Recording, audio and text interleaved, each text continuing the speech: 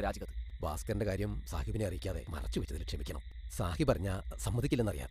ശരിയാ, സമ്മതിക്കൂല. ഇസ്ലാമിക ചട്ടം അനുസരിച്ച് ഈ മതമാറ്റത്തിന് എന്ത് സാധ്യത അറിയില്ലെങ്കിലേ പള്ളിയിൽ ഒരു ആലിമുണ്ട്, ചോദിച്ചറിഞ്ഞ് മനസ്സിലാക്കി തീരുമാനമെടുക്കണം. പണത്തിനും മുതലിനും മറ്റു സ്വാർത്ഥത്തിനും വേണ്ടിയുള്ള മതമാറ്റം ഇസ്ലാം മതം ഒരിക്കലും അനുവദിക്കുന്നില്ല. ഭാസ്കരന്റെയും ഭാര്യയുടെ മതമാറ്റം ഇതുപോലെ ഒന്നാ. മകൾക്ക് വേണ്ടി മാത്രമായി മതമാറ്റം, അല്ലാതെ മതത്തെ പറ്റി പഠിച്ചിട്ടൊന്നുമല്ല. എന്റെ ഉള്ളിൽ ഹയാത്തുണ്ടെങ്കിൽ ഞാൻ ഈ മതമാറ്റം അനുവദിക്കില്ല. ആദ്യം മതത്തിലുള്ളവരെ ഇസ്ലാം കാര്യം ഈമാൻ കാര്യം പഠിപ്പിച്ച് മുസ്ലിമാക്കാൻ നോക്ക്, എന്നിട്ട് മതി അന്യമതക്കാരുടെ കാര്യം. ഉസ്താദിന്റെ പരിമിതി എനിക്ക് വെള്ളിയാഴ്ച കുത്തുബക്ക് കയറിയാൽ പോലും കമ്മിറ്റി അംഗങ്ങളുടെ താല്പര്യം കൂടി നോക്കണല്ലോ.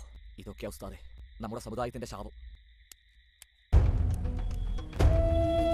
ഭാസ്കര, നിങ്ങൾ എങ്ങോട്ടാ?